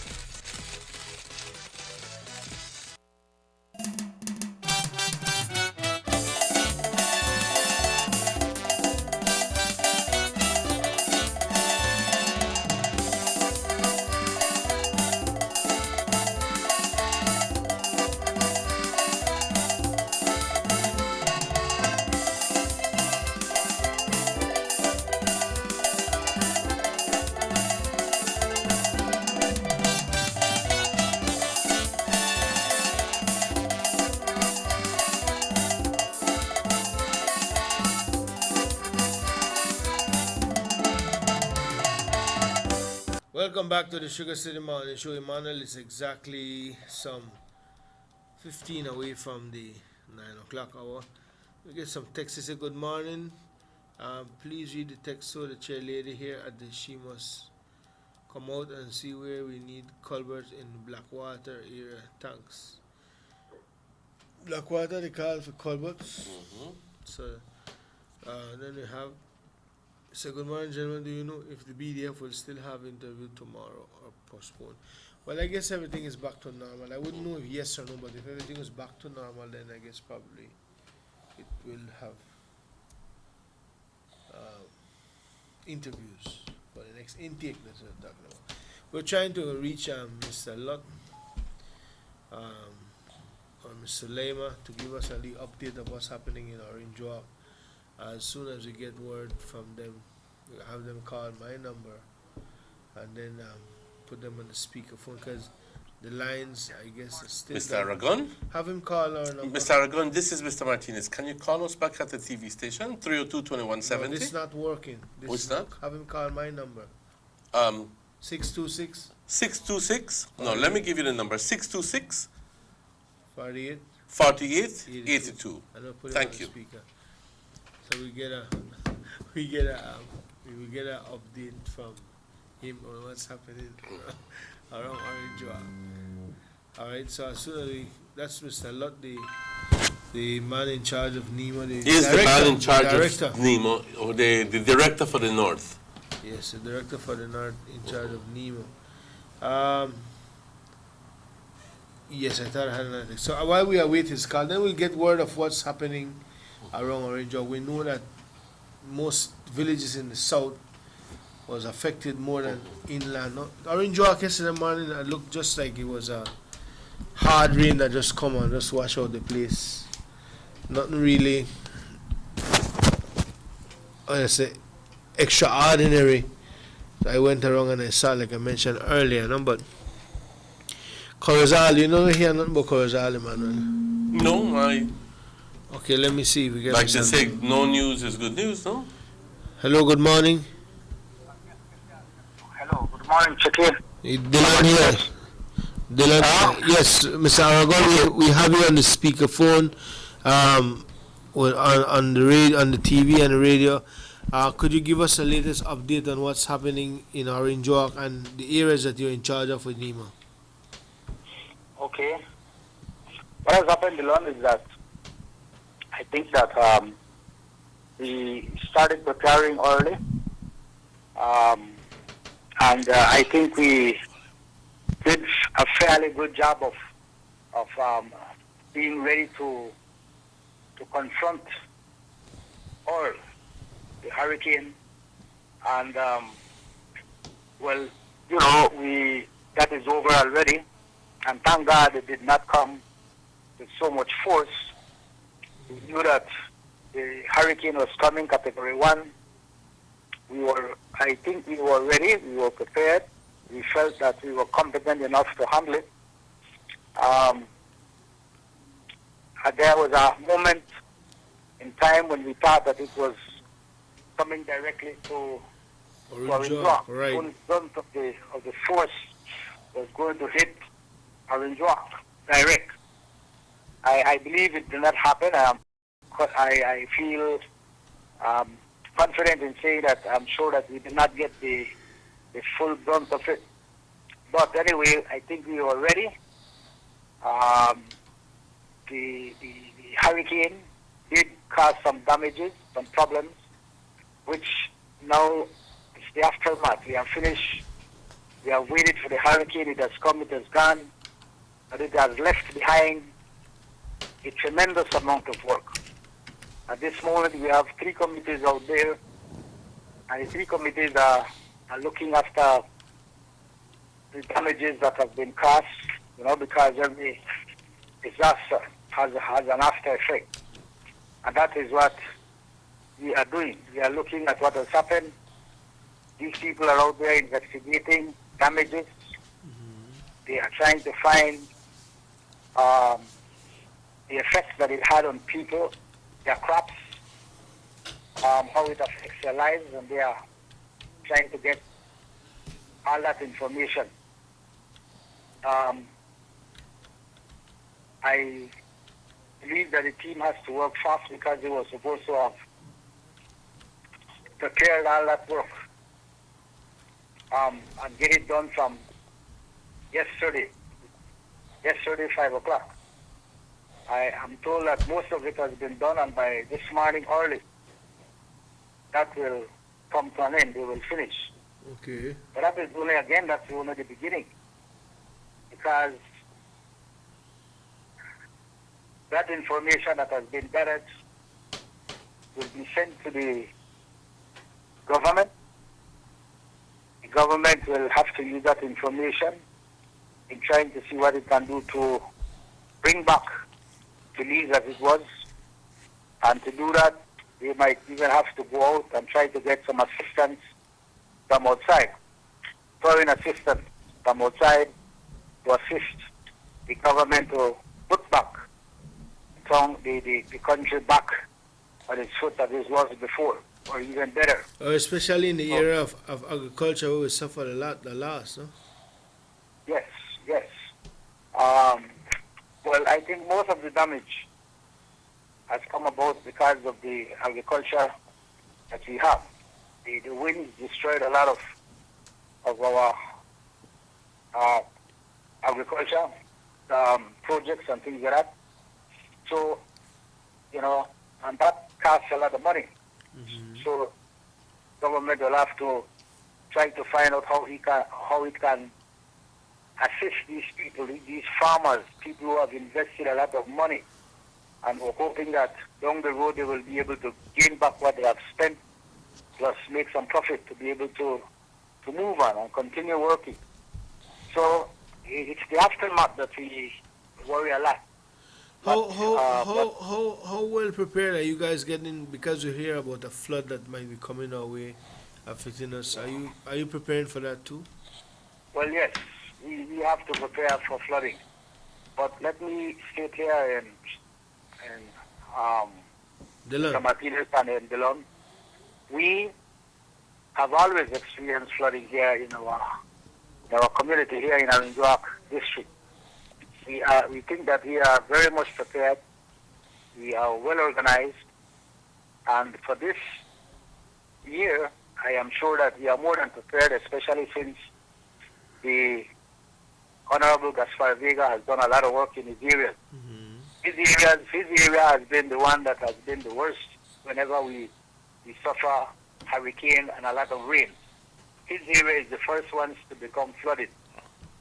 And over the years, he has put a lot of work, tremendous work there.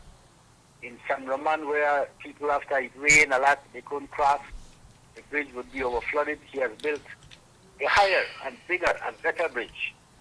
And so the people, I am sure they don't have a problem right now. I hope not. And then in the other areas like the Albion Islands, he has done tremendous work. He has, for example, in San Antonio, the road has been raised. You have the other village behind, which is what's the name of that village? San Antonio, Santa Cruz. Behind San Antonio. Santa Cruz. Santa Cruz. Santa Cruz. Santa Cruz has always been in trouble. If anybody goes to Santa Cruz, I wouldn't be able to explain what has happened there. But if people were to go to Santa Cruz, they would know what I'm talking. Right, But right. the Riverside, it has been so well done, beautiful. I think the minister had a vision in his mind. He has done excellent for Santa Cruz, and the road has been fixed. And therefore, the work for NEMO has been eased a lot. I feel confident that most of these villages now in Arundrock are to a great degree safe. They are safe from floodings and things like that. It would have to be a tremendous flooding for us to be in a lot of trouble like before. For example, in Charles Farm, all that area to the back. Sir? All that, yeah. Can I interject? I gather that here up in the north, we did not have that much damage, but that of the villages down south, like say, Guinea Grass, Auguste Parish, have you maintained contact with these people, and what are they reporting? Are they reporting extensive damage? We know the agricultural sector did suffer damage, but in terms of like structural damage, are we getting any reports from that? Okay, those reports, as I said, I can only talk lightly on them because personally I haven't been there. I've been here in Arundrock, centered in Arundrock. But like I told you, we have 3 committees out there, and they were supposed to bring in all reports yesterday by 5. But they called in, and I spoke to Mr. Leva, who is in charge of that group there. What's his name again? Mr. Leva works at Lands Department. Yeah, I know who you're talking about. Whatever. Okay. Mr. Ivan Leva. Right. He has brought in. I had a meeting with him yesterday. We had a meeting with him yesterday evening, and he told us that by this morning they will complete the whole work for the Arundrock district, and that he was going to give me a copy of the report, and he was going to send the rest to Belmopan, the reports to Belmopan, which is good. But I asked him about the situation in the villages, and he told me that they were not that bad. He said, yeah, there were 1 or 2 roofs that flew off in Carmelita, another house that went down. I don't know if it's Trinidad. I can't quite remember Trinidad or San Lazaro. What he said, however, is that a lot of rain and water was creating a lot of problems because it was difficult for people coming out of their homes and things like that. So he's making a report which I supposed to get I would believe I would get that report by 11 o'clock this morning. But as I said, his report is that it's not as bad as people might think. You know, a lot of the villages are okay. Some of them had no claims. They said it was okay for them, they could go on. And there were some of them who made reports to him and to the people working with him. And then what he's doing is documenting them. We'll be sending them to Belmopan, and with the hope that some help will be forthcoming to these people.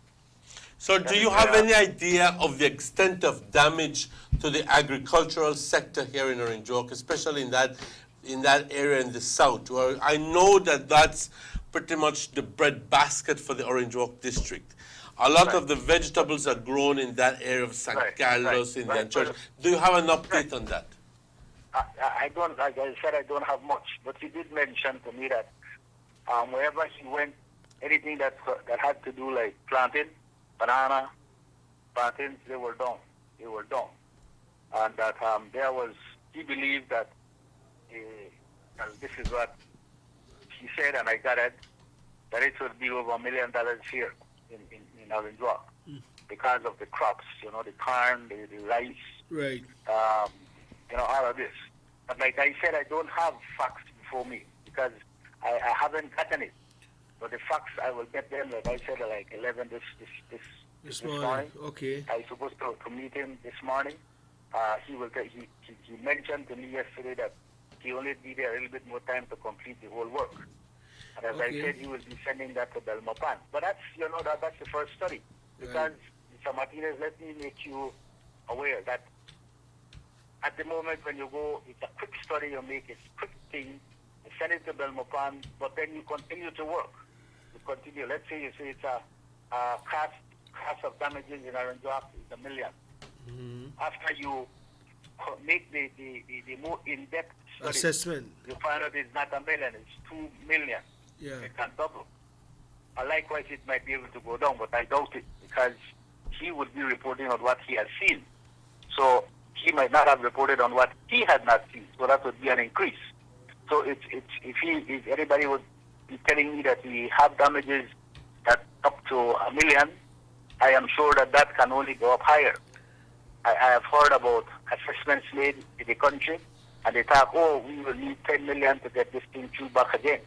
And when you find out it's not 10, it's 20, double up, because the first initial, at the initial stages, it's hard to really assess properly. Right. But because we need to have an idea, at least an idea of what the damage was, it's a quick report, but then they continue, it's 3 reports that they give. The first one, then the second one more in depth, and the third one in which they solidify everything that they have seen and record on, and then they give the final report. So it's usually 3 times they have to visit these areas all over the country. Last time it was done by, even after the 3 reports were given, a plane flew over the country checking and making sure that they had it right. So it's a lot of work. A lot of work going into those assessments. What's that? Sorry. It's a lot of work that goes into the assessment. Right, it's a lot of work. It's a lot of work. They have to visit every village. Every village they have to go. We have, as I said, there are 3 committees out there right now. As soon as the hurricane was declared that it had come to a close, clear. All in the morning they were out there already. Mr. Lot, can you tell us if the shelters are still open? Sorry, Delon, my phone isn't working that good, so I'm missing you. Is the shelter still open? Yes, it is still open. It will continue open. It will continue open probably until Saturday. Close on for Sunday, but we open again Monday just to retouch whatever we miss, because there are a lot of people calling, and most of them calling just for information. It's not to say, we need this kind of help. A few people would call for some help, but we are looking into all the situations because we feel that we will have to get out there in the villages with some supplies of food and things like that. So again, we have another committee which is called the Supplies Committee.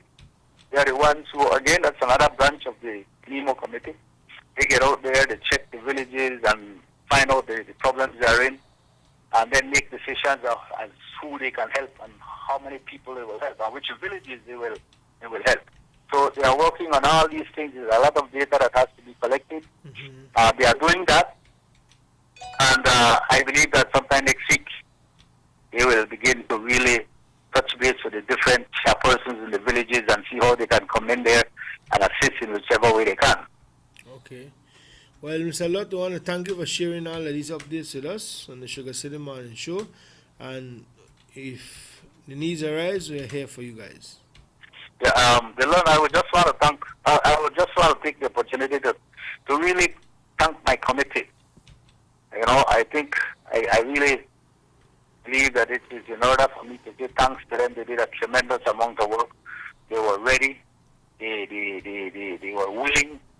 And I feel very great about that. I feel that their cooperation was tremendous. They were out there all night trying to do what they could. They responded well to calls of people. Some of them even at the time I said, you have the choice. It's already, the storm had to be upon us. People are calling for help up there. It's up to you if you want to go. Right. I personally will not tell you go because I don't want to endanger your life. But if you decide and you feel you're capable and you want to go, I have no problem. You can go. Remember, you're taking a bit of risk. And I found that they were willing. They were willing to move out and see what they could have done. You know, I know of in three shelters. They had to leave where they were to go and check these shelters and make sure that things were okay, or to ensure make sure that it was everything done intact. well. Was that? Yes. To make sure That everything everything intact. Huh? To make sure everything was intact. Yeah. I think, you know, I feel good about them because when we met the first time on Monday, from the time we met on Monday, I felt that they were willing to work. Well, I must say that they did a good job in terms of keeping the media informed. Ms. Carla Alvarez had opened up a page there and had everybody up on par as the time, no? Right. No, she did a tremendous good amount of work. Yeah, and like I said, all the committees that had their respective jobs to do, I am sure they performed well. And the good thing about it is that they didn't just perform well, but they were willing. They were willing to do it. Right. They were even willing to go the extra mile. You know? Okay. So thanks to all the members in the committee.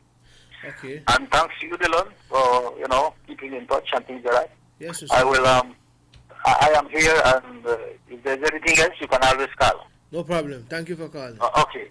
And thank you too. Thank you. Well, there you have it, some of the latest updates. The NEMO team here in Orange Walk is still on the assessment stage, no? To try and make sure everything goes the way it going, no? We say, en Honeycomb todas las matas de plátano, agua, aguacate, limón, en su rancho se cayeron. Everything dropped down the Honeycomb. All right. Well, I don't.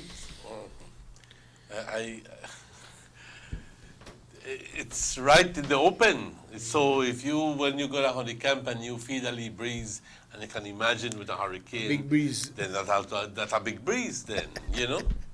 But during the time that you were talking to Mr. Aragon, I was browsing through and looking up images of Hurricane Earl, and I came up with a number of them.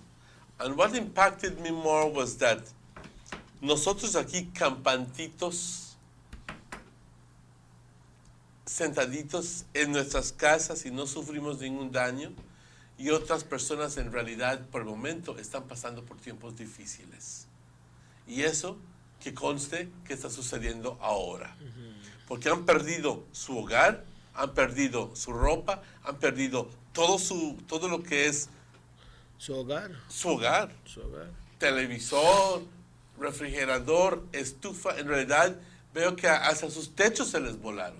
Y por consecuencia, pues tuvieron mucho daño de agua que les entró y el viento que les entró. Entiendo que de uno de nuestros propios amigos se le voló el techo. Y obviamente, aunque la casa no estaba en uso, pero aún así se voló el techo.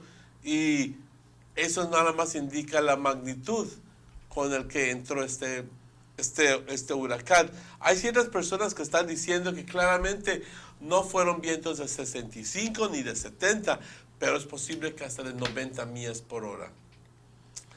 En realidad es un tema que quisiera nada más rápidamente decir que sí es cierto que habían pronosticado que entraría con ráfagas con vientos de 75, con ráfagas más fuertes del 85, pero hay ciertas personas de los que están diciendo que eso no fue ningún 85, eso fue más que un 85. Eso es posible que haya sido 90, 95 o hasta 100 millas por hora para causar el daño que sucedió. Ahora, no sé si eso es porque tenemos los daños y por la tendencia que tenemos, que somos humanos, de sobre exagerar las cosas. No sé si en realidad sea cierto. Desafortunadamente no existe ningún instrumento, aparato que, o quizás sí, y si alguien lo tiene o lo usó, que por favor comunique si es que quizás tienen una indicación de la velocidad.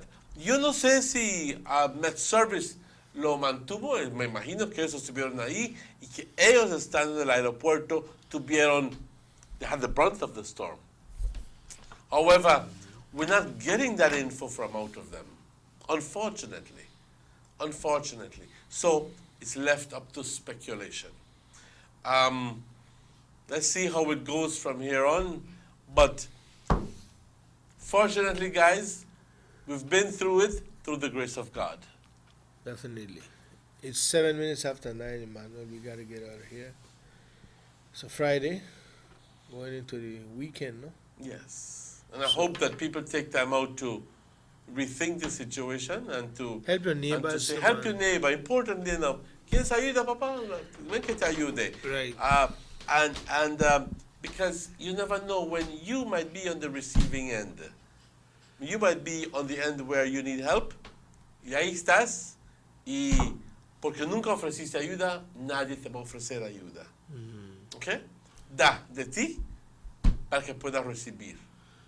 Pero no lo hagas con la idea de que quieras recibir. Hazlo y que los demás give from the suceda. heart. From the heart.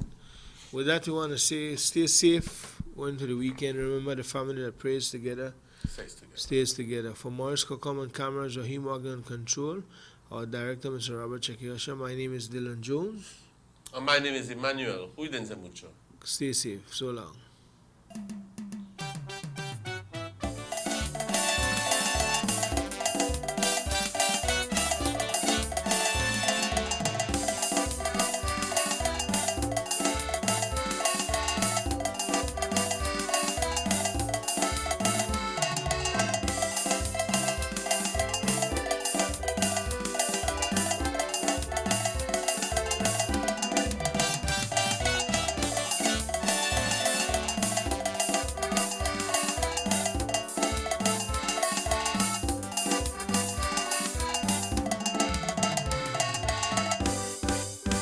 Sugar City Morning Show.